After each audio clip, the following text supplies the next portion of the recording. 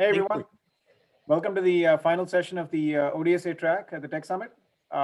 It's a panel-rich afternoon, starting with a panel from DJ at Facebook. DJ, all yours. Hi, thank you everyone for joining. Super excited to have all of you here. Today we are going to go through a discussion on all things going on in ODSA with end users in perspective. So we have a lot of grounds to cover. So let's just get on with the backdrop of what the panel is about. We have four eminent speakers from Alibaba, Google, Facebook, and Microsoft. And each of them will give perspective of what they think in terms of ODSA and domain-specific architectures and chiplets. As everybody knows, this is just to frame the background discussion. We have tapering of Moore's law, workloads are expanding. We heard all about it in a whole bunch of talks yesterday in ODSA track. And because of that, what is happening is chiplet-based approach is being considered. However, that itself brings a lot of complexity. You know, doing heterogeneous integration is not trivial. And today we are going to hear from all the speakers on how they view the complexity which comes along with these solutions. So with that, ODSA itself, as everybody knows, it's focused on developing open die-to-die interface as well as reference designs and reference workflows. And end users have come together to basically provide a common technical voice to ODSA community, bring momentum within ODSA with end user needs, and basically provide a mechanism for community to get efficient data from all of these users, which can be employed for building these solutions. So initially we started with a set of three companies, Microsoft, Facebook, and Alibaba. And I'm very pleased to announce that very recently, Google also has joined this end user work group. And that makes it a pretty formidable set of end users whose needs could be interesting for everybody in ODSA to hear. So with that, I want to hand it over to Rohit from Google, who will start by talking about Google's perspective on chiplets. Rohit, go ahead. Thanks, DJ. So we are firstly, we are super excited to be part of this ecosystem and give our perspectives as an end user. And thank you for inviting us for this talk. So what I wanted to share with you is a few, very briefly, framework. Firstly, what we see and what we would like to see. So in terms of what we are seeing in data centers systems, we see disaggregation all throughout our application needs. And this spans compute, networking, video. And the reason is simple. I think people have gone through this many times, but there are yield and cost implications. As a simple example for things like SerDes, analog mixed signal, we want optionality of heterogeneous integration so that we can actually build bigger dies and have the ability to build them on different nodes. Now, going forward, we know that we are going to be building disaggregated systems, but there is always an option of going closed or open. By closed, we mean that we can have proprietary standards and use those. And open is what ODSA is trying to promote. So we want to see how we can accelerate the open ecosystem. And as part of that, we created our wish list as to what we would like to see out of this open ecosystem. And so I put it down into three big bullet points. One is, of course, we want to see a base level framework to enable the whole ecosystem to come together and work in an open environment. Specifically, two big vectors we would like to see. One is a chiplet marketplace, at least for the high value added functions. So as you know, that all of these data center systems have commonality, maybe around PCIe, HBM, high bandwidth memory, so it's all these analog mixed signal functions, which are very high value add. So we would really like to see a marketplace in this space. And the marketplace needs to include a clear documentation of how we can integrate these chiplets to make a system whole. The other big vector we would like to see is IPs for die-to-die interface, right? So we want to have predefined IP blocks which we can integrate into our silicon um, by the system providers. And this has to be extremely high bandwidth. I mean, we have talked about our work in TPUs, and as you can imagine, this is very, very high bandwidth systems. So ODS has done a phenomenal job in building a low-speed interface already. What we would like to see is let's build on this framework and start building high-speed systems going forward. So ultimately, our intent to join this was how can we enable an open ecosystem, and we would really love to have an open discussion with all the ecosystem providers to make this happen. That's our perspective. Thank you, Rohit. In fact, that brings up a lot of questions in my mind. So, when we discuss, it would be exciting. So next, it's my pleasure to welcome Muntaquim from Microsoft. Hi, guys. Thank you very much for inviting me. Honored to be here, especially given the fact that Chiplet is a private sort of area of interest for me, myself, and something that I've been working for quite some time. So Microsoft, the reason within Microsoft we consider chiplet technology as foundational for our data center is because with chiplet technology and modular architecture, we believe this is going to deliver us some of the tools and the building blocks that we need on the silicon side. We need a highly differentiated portfolio of products with system integration, so we can bring in deeper level of system integration, broad reuse of IP to mix and match and create very purpose-specific silicon. And in order to do that, we need this kind of modular capability, both at the architecture level and at the design level, right? So the way we look at the chiplet technology stack is starting with the interconnect technology, whether it's a bunch of wires or XSR or some other candidates that's at play. Then going down the packaging technology, whether it's EMIB from Intel or CoWoS from TSMC. The next layer is the chiplet IP architecture, basically standardized set of IPs that forms the backbone of this modular mix and match kind of architecture view, right? Then building up to a SoC level architecture, which is tied towards a particular product that you offer, whether it's for a HPC or whether it's for networking infrastructure, whatever, right? And that leads to a very robust product roadmap. So if you look at this, all of these buildings, blocks and the stack, right? A key requirement is we make sure that we have standardization across these domains, right?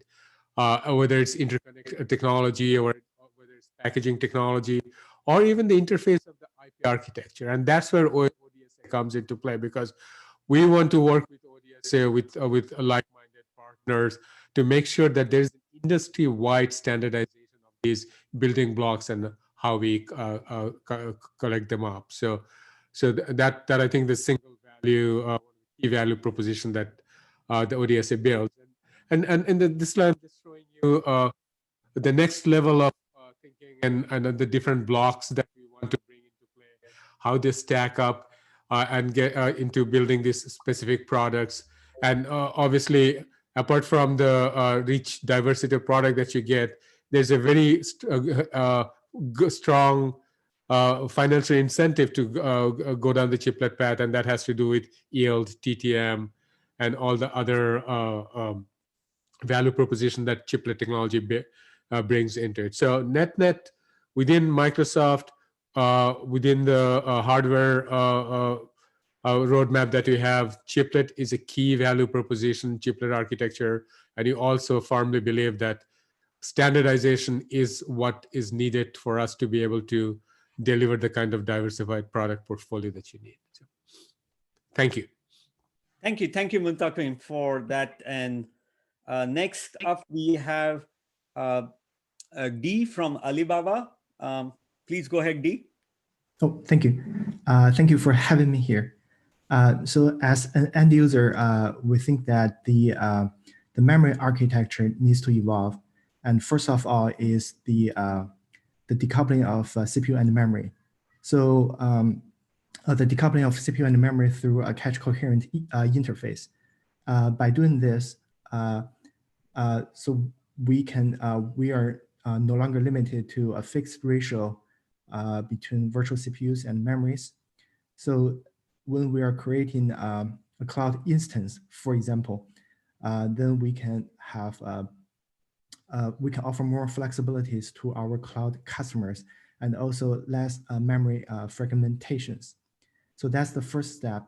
And the second step is actually to put all those disaggregated memories on a fabric so that the memory can be seen and shared among all the computing nodes.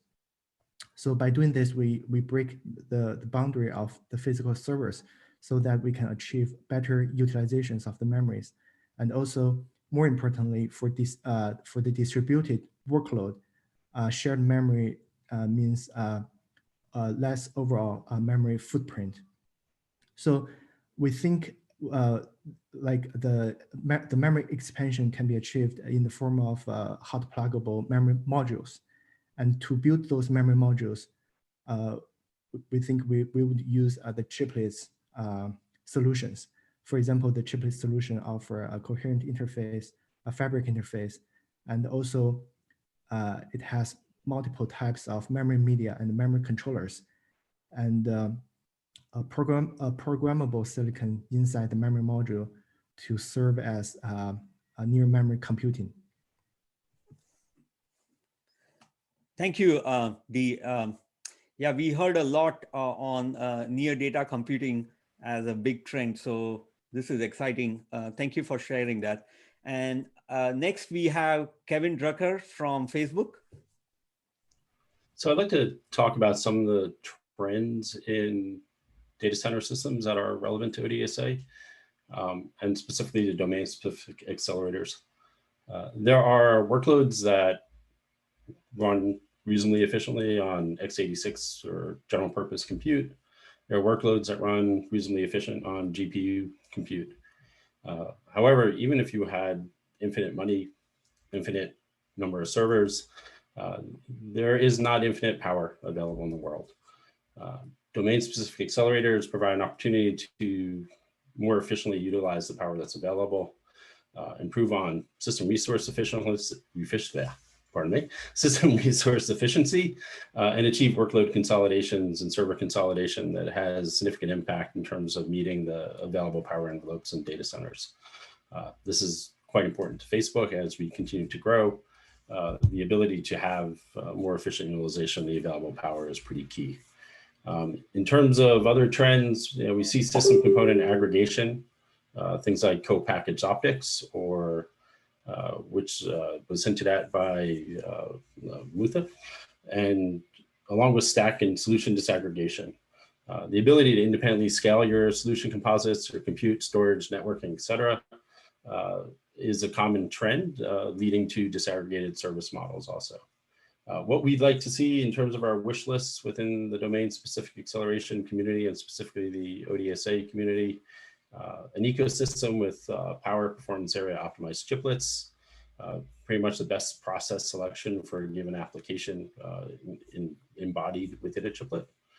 We'd like to see common interfaces and functions encapsulated within chiplets compatible with other devices within an open heterogeneous ecosystem. And then for end users, like Facebook, like Microsoft and Google and other members, Alibaba, other members of the end user work group, the ability to leverage chiplets that are in the market or within that ecosystem and allow end users or producers of systems in a package that would be consumed by end users to add their secret sauce or their significantly special functionality. whether those be user-specific processing elements or domain-specific acceleration functions. A robust ecosystem would give end users and chiplet providers the opportunity to contribute equally. On open ecosystem, where we see the benefits, why we advocate for open ecosystems, the ability of the industry to coalesce around security, failure analysis, known good die standards, testability and business mechanisms and workflows that are interoperable, both at the physical and logical level, to realize and integrate chiplets into a SIP. We'd also like to see the industry build on silicon standards currently in the industry, things like AXI and pipe HBM at both the system and SIP level, and have a homogeneous, when you have a homogeneous or closed ecosystem, you lose the opportunity to leverage a broad community of chiplets. So we'd like to see the industry or the ecosystem move towards more heterogeneous open ecosystems. Fantastic. Thank you, Kevin, for sharing those thoughts. So, now we can dive into the questions itself. And there are a few questions which actually come to my mind based on all the things which all of you mentioned. So I wanted to start with Rohit from Google. ODSA Charter has developed open die-to-die interface as a key goal. And there are dozens of proprietary interfaces and variety of die-to-die interfaces which are looking to become standard. You have BO, you have OpenHDI, you have XSR, SerDes. There are even proprietary ones from Intel such as EMIB and others. So would love to hear your thoughts, in terms of how Google thinks die-to-die PHY interfaces. Where do you see your company's interest from standards perspective? And specifically, you mentioned about the bandwidth. So would love to hear your thoughts on, is it BO basic, BO fast? What other options you guys are thinking? Sure. Okay, yeah, thanks. We can give some insight onto that. It's like I mentioned in our talk. So ODSA, we believe, has done a really good job in defining a baseline die-to-die interface. And that is good for some functions. But as you can imagine, the needs of bandwidth has grown exponentially. So if you look at things like die disaggregation, because of limitations in terms of vertical, we really need a much larger bandwidth per millimeter coming out of these die-to-die interfaces than the present standards can provide us. And there are a lot of standards already out there which we can utilize, which have a higher bandwidth than what ODSA might have right now in the plate. So like I mentioned, we always have an option of going open or closed. And if you look at the cadence of our introductions of, say, AI accelerators or TPUs as an example, we have been introducing them at a very rapid clip, and our bandwidth needs keep on increasing with every generation. So coming back to your specific question, one thing that we really want to see is our community of silicon providers to actually propose some new circuits and some new ways of achieving much higher bandwidth within the same shoreline, if you may. And there are techniques which we hope that the community can suggest and work on. For instance, the BO interface right now is just unidirectional. Like you can only go either transmit or receive on a wire. You can also think about taking examples from other standards which have used bidirectional on the same wire and use echo cancellation.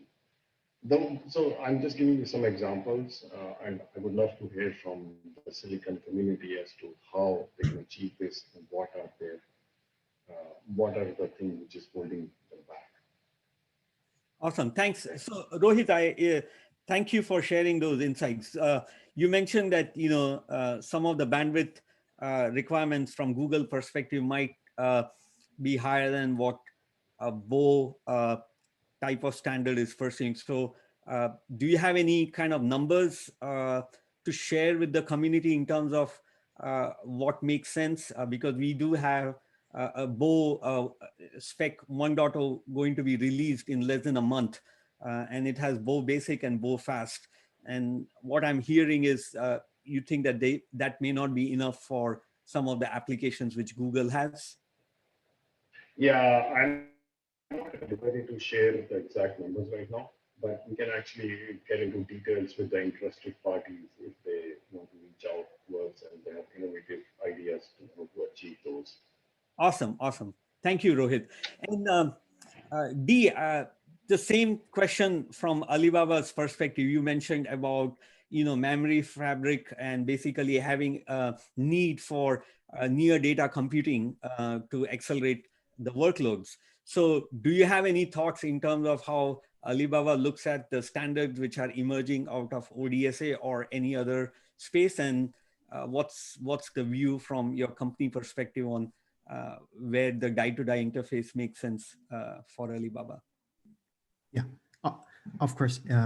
So for example, the memory modules that we're proposing and trying to build for the memory over fabric architecture, right?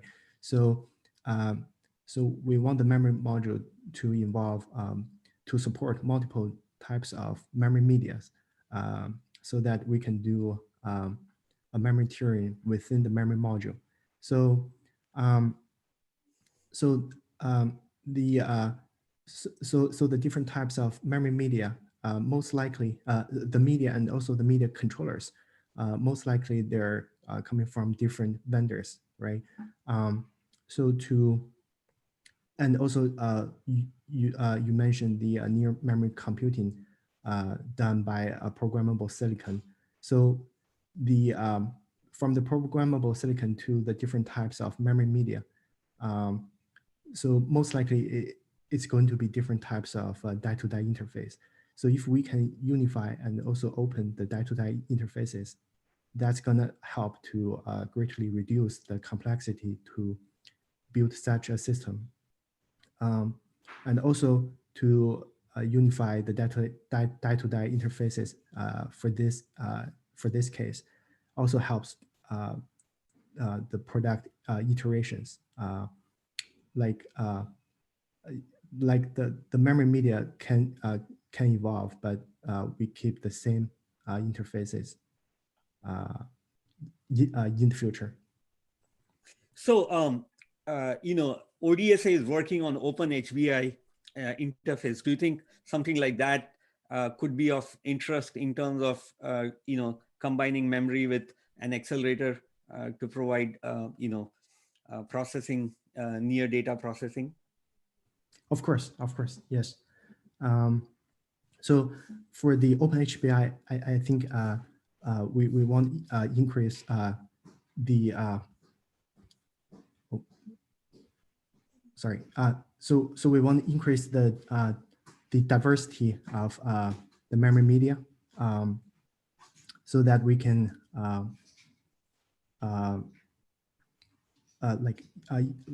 include more, for example, memory vendors and also accelerator and programmable silicon vendors in the community. Yeah. Okay, thank you. So, sure. I wanted to build on this question and ask both Microsoft and Facebook in terms of the die-to-die interface. You have die-to-die PHY, and then you have interface logic. And Muntaquim, you talked about a lot of different types of chiplets. All of that requires different interface logic. Some might require PCIe, some might require CXL type of logic. And then Kevin, you mentioned about AXI, which is, for SOC disaggregation. So question, maybe Muntaquim, you want to take the first shot. What would you like to see realized sooner if, you have to look at it in a near distant future, interfaces which enable board to package transition, such as PCIe, CXL, or a logic interface which makes SOE disaggregation possible, such as AXE or proprietary. Would love to hear that. Unmute, first rule of Zoom. I think the fundamentally touch on one very salient observation, which is even though we talk about standardizing the die-to-die interconnect, right? The bandwidth requirement, the energy budget, that actually varies from depending on what kind of communication is happening over that layer, right? And that goes back to sort of the topology of the chiplet that you're trying to build. So maybe let me give you a couple examples, right? So you can go down a path building a modular design, a chiplet-based design, where the cut line is between a compute subsystem, right, which consists of your CPU and maybe memory controllers and PCI controllers and things as such, right? And you have multiple of these compute subsystem connected together through this die-to-die interconnect. And the intent there is basically to create a high core count SoC, right, without having to pay the exorbitant price on the yield and cost, right? Now, the die-to-die interconnect in terms of the bandwidth requirement for that kind of product, right, and the protocol that runs over them is quite distinct from, let's say, if you want to build on the capability to add on, let's say, memory controller or accelerator to to the same compute subsystem, right? So the way we look at it is we're pretty sure that there will be at least several flavors of this die-to-die interconnect, depending on the bandwidth requirement that you have to support, depending on the protocols that you have to run, right?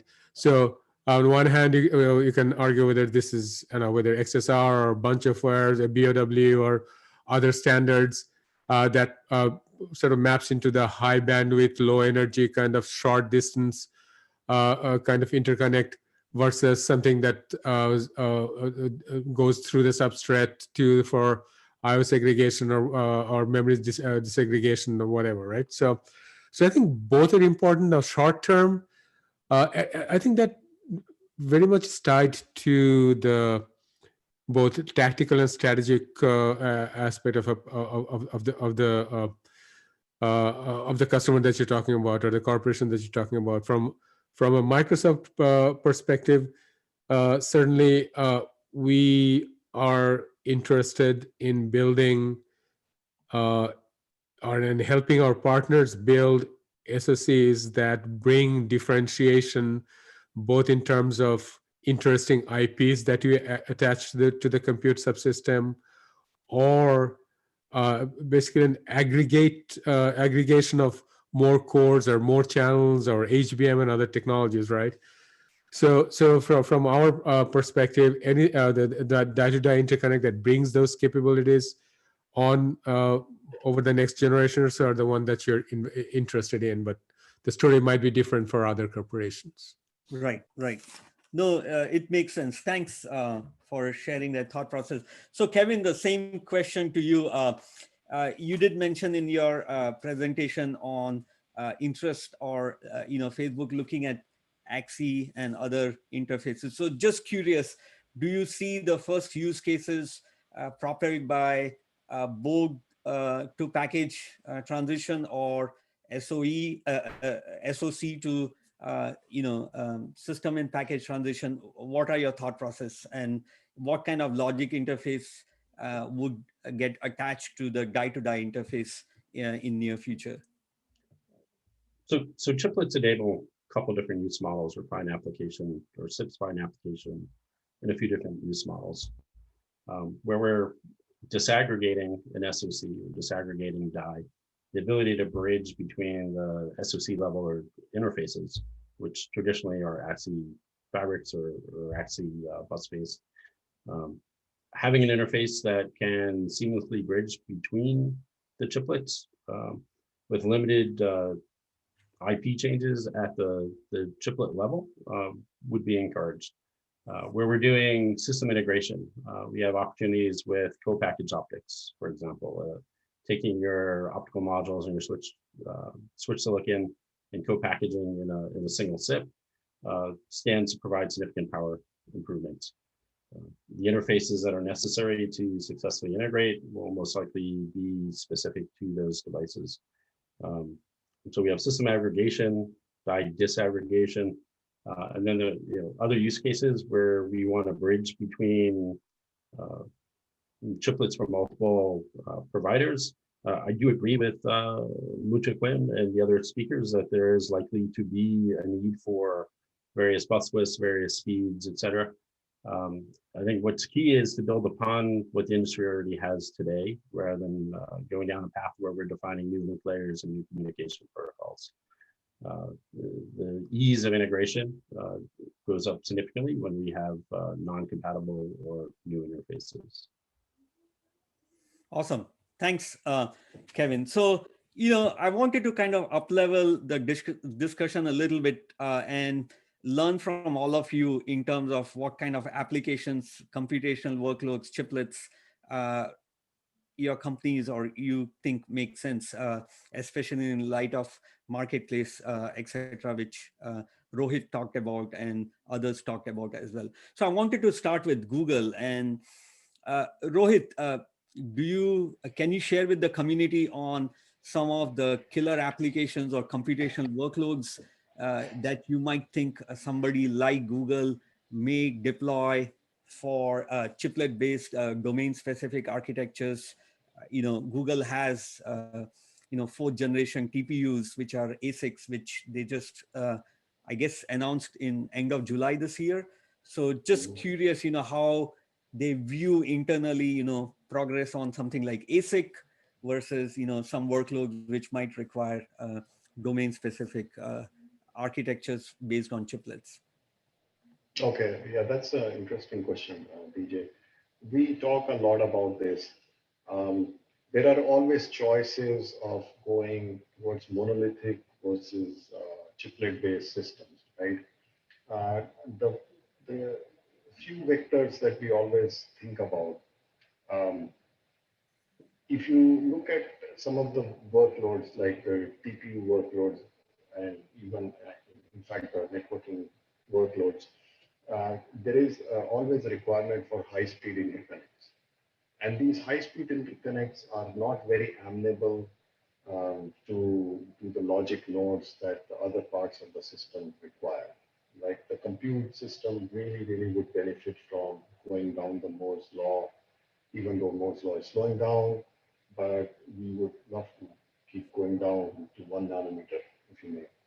Now, the horizontal part of these workloads, the SerDes parts, the HBM part, the PCI/CXL parts, do not follow that same curve in any way or shape. So chiplets, I think, can provide, we believe can provide benefits and all of these high value add functions that I talked about. These are very necessary functions, and they are naturally able to be disaggregated from multiple vectors. One, of course, is yield, other is time to market, the third would be late binding features. For instance, we are doing PCIe, but we lock PCIe into our ASIC early on. What if we want CXL? Would we have to spin a whole ASIC for that? Those decisions come into play. So I would say, to answer your question, I think those horizontals are very low hanging fruit, which can benefit all these workloads immensely. I hope that answers your. Yeah, no, it makes sense. So basically, if I had to summarize, what you're saying is that IP reuse becomes more of an interesting application for Google, where you might have a PCI block or a CXL memory controller block, which you want to keep reusing in many different ways. That's how I'm hearing it. Right. Okay.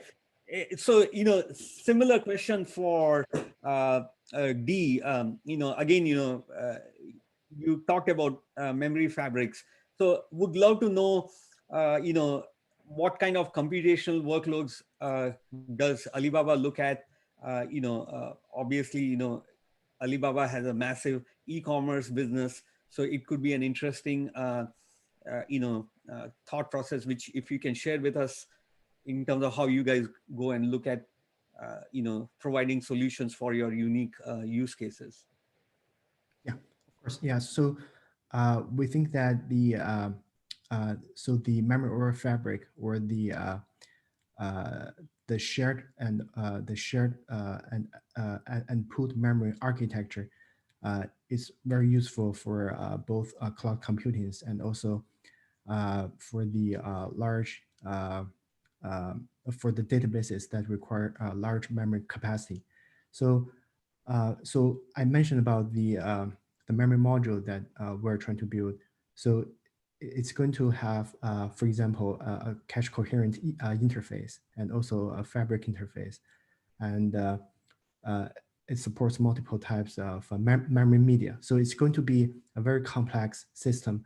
And that's why we think the chiplets architecture here can really help us to reduce the complexity, so that we can actually break down the system into pieces. And for some pieces, we can leverage the existing and mature solutions and silicons from the industry, so that we can focus on, for example, the programmable logic next to the memory medias to offload some near memory computations to the logic. So for the memory pooling, probably most people will question about if we want to do a aggregated memory, the reliability becomes very important, and it's a very tough problem. So that's why we think the near memory computing is even more important here to do, for example, the memory compression and also the memory deduplication, so that we don't sacrifice with like we probably will do redundant solutions with memory pooling, but with compression and deduplication, we don't sacrifice with more memory capacities and a higher cost. Yeah. Awesome. Thank you, Dee. So, Muntaquim, you actually showed a slide where I think you had a whole bunch of chiplets, and I think that's actually a good discussion to have across both, Facebook and Microsoft. Would love to hear, what kind of chiplets do you think Microsoft would love to see, populate in the marketplace? You have so many interesting ideas in your slide. And if you had to pick, let's say, top 3, what would those be? Well, I mean, as I mentioned, the way we look at chiplet, it's a foundational technology for all of our future products. And the reason it's foundational has to do with the fact that the kind of product that you're building are by definition large silicon products, whether it's because of the number of cores or whether it's because of the system level integration that you're doing. Now, for example, I have this, and in the middle of the picture, we want to bring in an optical chiplets or some of the networking stacks, many different types of accelerator, right? If you look at the overall sort of direction where this kind of server silicon is heading, these are by definition very large, rich silicon, right? So, for example, if you look at any standard sort of general purpose VM deployment, there's strong financial and other reason to have a very high virtual CPU density per socket. It amortizes cost, makes managing easier and all of that, right? Which means, and that's why you see this sort of this constant treadmill of trying to jam more and more core into silicon, and then you run into all kind of radical die limit, and that's where and low yield, and that's where chiplet comes into play, right? So in a nutshell, what I'm trying to say is the no matter which aspect of server silicon you're looking at, whether it's increasing core count, whether it's more integration of a diverse set of IPs, right? They all lead to the same answer, that we need these kind of chiplet capabilities, right? It's sort of the it's sort of the architecture 2.0, the new ways of building the next generation of silicon, which is integrating more and more diverse kind of IPs and capabilities and deeper system integration back into the same silicon, and so that's sort of why we are so vested in making in making this technology ubiquitous and standardized, because a lot of these IPs just doesn't make sense for Microsoft or I would almost say Google or anybody to build on their own. There has to be a rich, a diverse ecosystem of these building blocks that anybody can use, right? And underlying that use model is an assumption that these are plug and play, universal interface kind of interconnect, supporting a universal interconnect, right? Yeah.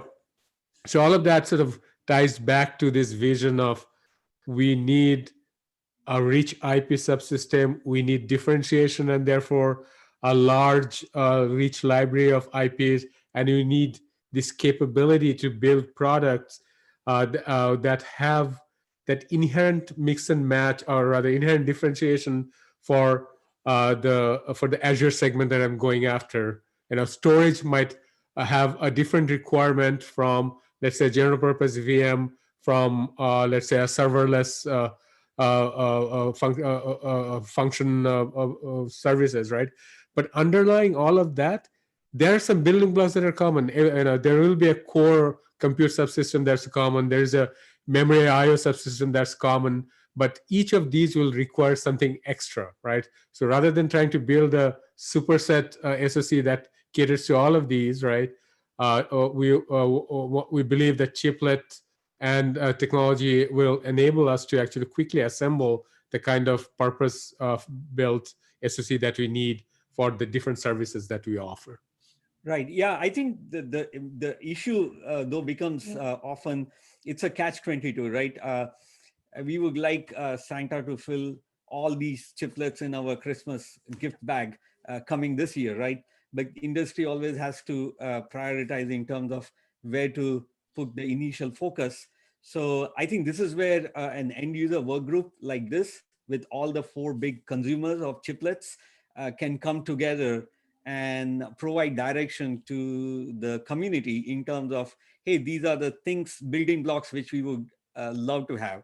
So, you know, building on what Muntaquim said, Kevin, do you have any thoughts in terms of if you had to pick top 3 chiplets, which one would you pick for this Christmas gift, so to speak? I think one of the benefits of chiplets and the open ecosystem, you know, going back to where I started with my initial slide, the ability to not have to worry about common peripherals, common CPU subsystems, you know, all the typical commons that you find in just about every ASIC product or silicon product at a system level. The ability to have a rich chiplet ecosystem that provides standard interfaces that also allows either the producer or the SIP to integrate some custom functions or secret sauce, or the end user to develop IP that they can hand off to a partner to integrate into a chiplet. I think that's really where we see the value of an open ecosystem around chiplets. Allows you to focus, you being the creator of the secret sauce, the non-common IP. It really allows you to focus your core resources and skill set and highly compensated engineers on developing differentiated IP rather than focusing on integrating a PCI Express interface or a CXL interface or an HBM interface or various memory interfaces and other peripherals. So not only do you get a faster time to market because you're not having to worry about these other aspects of the device, you also have the opportunity to reduce the scope of a development down to only your value-added components. Okay, thanks, Kevin. So we do have a couple of questions from the audience, and one of the question is around building, software layer for integrating third-party chiplets. And in fact, I will combine this with some of the questions I had in terms of Alibaba presenting at a recent global OCP Global Summit on their Sign-In framework, which is basically a software framework to maximize performance of heterogeneous systems using chiplets. And I do recall, I think Wei Fang talked about open sourcing that framework. So Dee, could you comment on how, where are we with respect to Sign-In framework, and how do you see that interface with the ODSA community to provide a software layer which could be used for, integrating all third-party chiplets? Yes. So first of all, I think such a software layer is definitely needed here to control all the third parties chiplets. So for the open sourcing of the platform for the heterogeneous computing, I think we're in the process of doing that.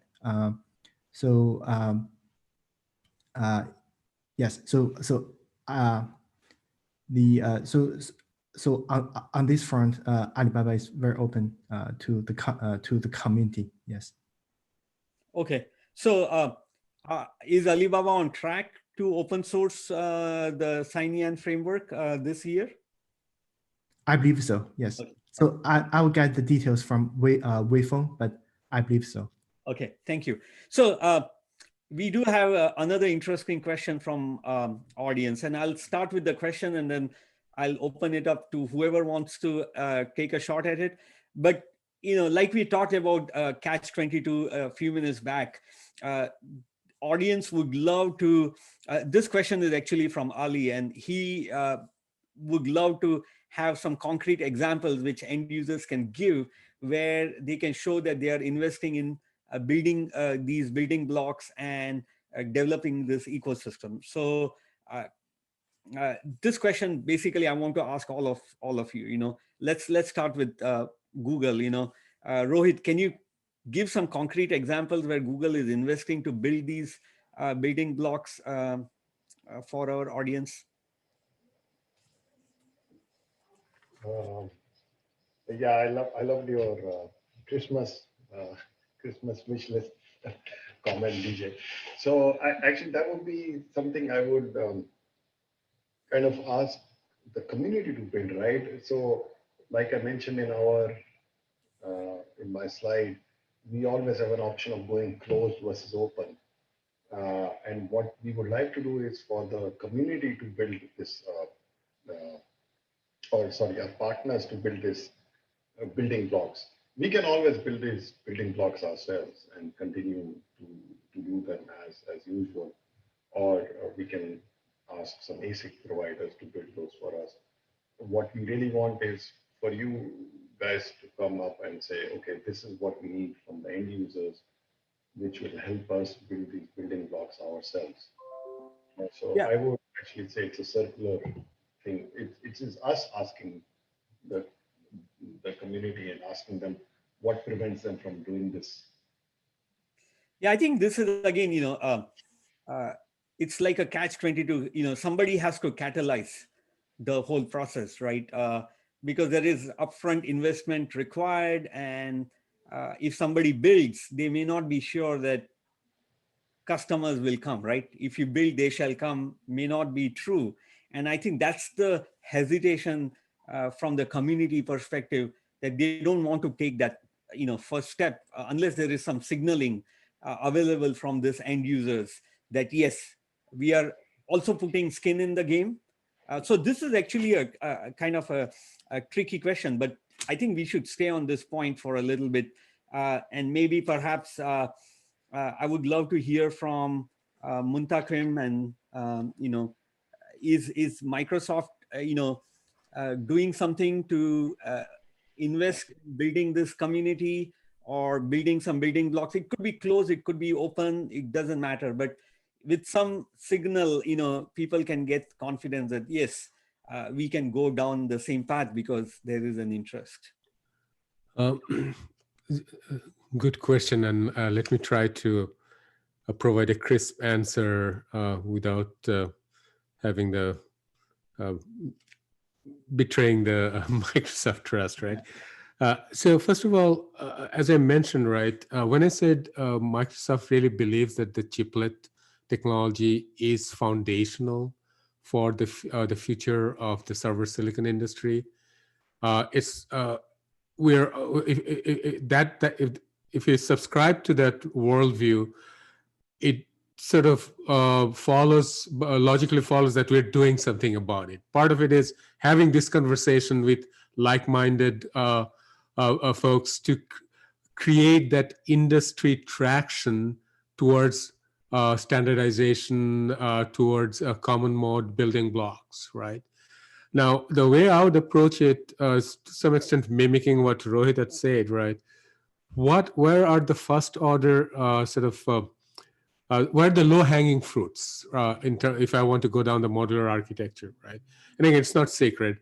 Things like, the analog circuits, the file layers, the SerDeSes, right?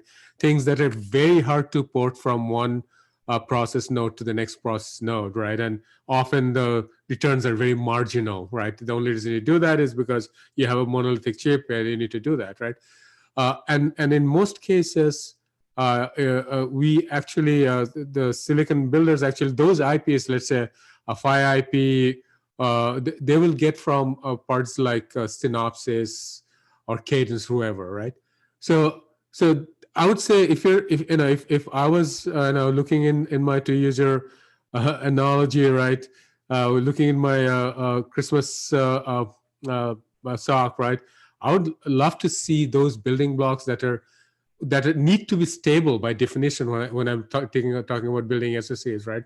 Being able to leverage those from a previous generation, a stable IP that meets all of my needs. And that's where I would start my chiplet journey, right? But I can understand the other side of the story, which is, yeah, we could build a chiplet, but if the big boys don't or girls don't agree on a common interconnect technology and protocol, then I have to build 10 different flavors, right. One for Intel SoCs, one for Microsoft, who knows. And that's, again, I come back to the purpose of what you're trying to achieve here is we all fundamentally believe that you need this common framework, right, for the chiplet industry to flourish. And we understand the catch-22 aspect of it. And what you're trying to achieve here is to somehow crack open that problem, right, and establish the common framework. Right. Yeah. Kevin, do you want to add anything to that? And then we have 7 minutes, and I do want to get to one more question, at least for all of us. So if you have anything to add to what Rohit and Muntaquim said, please speak up. And then D. Otherwise, I'll move on to the next question. Let me just roll with my next question. So, I think it's a good push from the community for end users. Now, this is your chance to kind of provide your wish list to the community. So I think Rohit mentioned a few things and others mentioned as well. So I would love to hear if there are few things, maybe 2 things, 3 things, which you want to have ODSA focus in 2021. What would those things be? What would be those areas? Where do you see the challenges? Where do you want the community to go? So this is your chance to speak up and talk about where you want the community to go. So maybe I'll start with D first. D, you want to go ahead and take a shot at this question? If you had to stand on a soapbox and talk to the community and say, this is what I want you guys to do, what it would be? Yes. So actually, from our point of view, so the for the POC, the prototype work stream, we would like to propose the memory module prototype to the POC stream. Yes. So so the prototype, we believe, is the most straightforward way to tell if the new architecture, for example, the memory over fabric architecture, is feasible or not. So, and also having a prototype or a POC, we can start the software development, which is very critical in terms of shorten the time to market. So that's a very valuable thing to do from our point of view. Awesome. Thank you, Dee. So Kevin, you have a minute. Do you want to talk about what you would like ODSA to focus on in 2021? I do, actually. I agree with Dee that the POC is key. I think at the end of the day, having an actual physical proof of concept versus a paper study or a paper or specification written, the POC will provide the industry an example that an open chiplet ecosystem is technologically viable.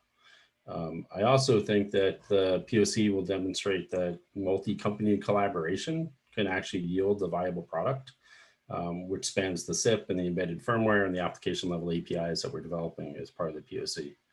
For the effort to succeed, this requires actually sharing fairly highly confidential information, physical information about the chiplets and the die, the test information, interfaces, functional information on the properties of the SIP member chiplets. However, if the POC is successful, I think there are significant business hurdles to making a heterogeneous chiplet ecosystem viable. So the business work stream, which recently reconstituted in the last few months, we really need to work through the business challenges and the business workflows for how the companies participating in a system and a package design can support the final product once it's released.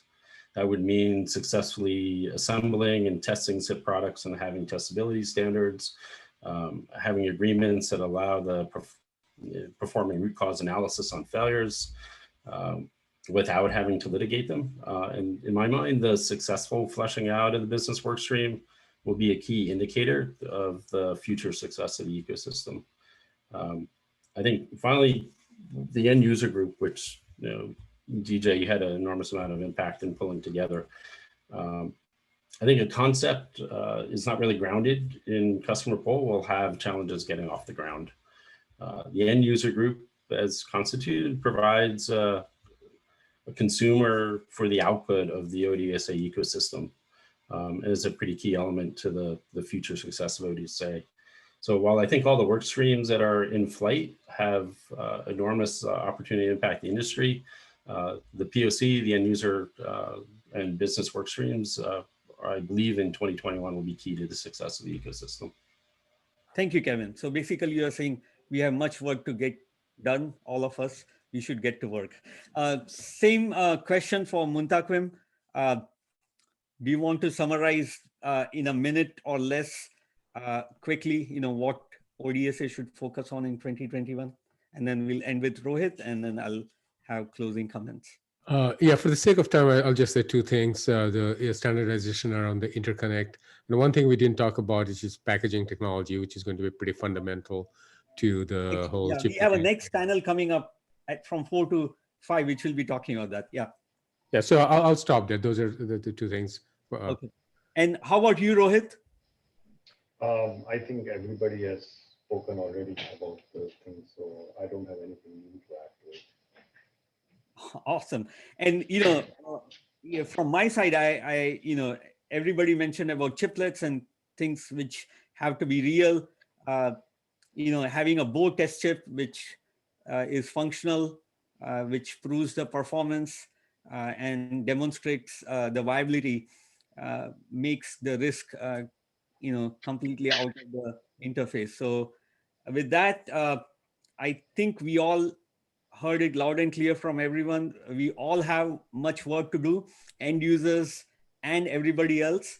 So let's make 2021 a spectacular year from, taking ODSA as an idea to a reality with some real stuff, real hardware. And I want to thank all the panelists for your time and your insight, and look forward to working with all of you in coming years. Thank you. Thank you for organizing this. This is awesome. Thanks. Yeah, thank you. Bye. Thank you. Good job, DJ. Bye.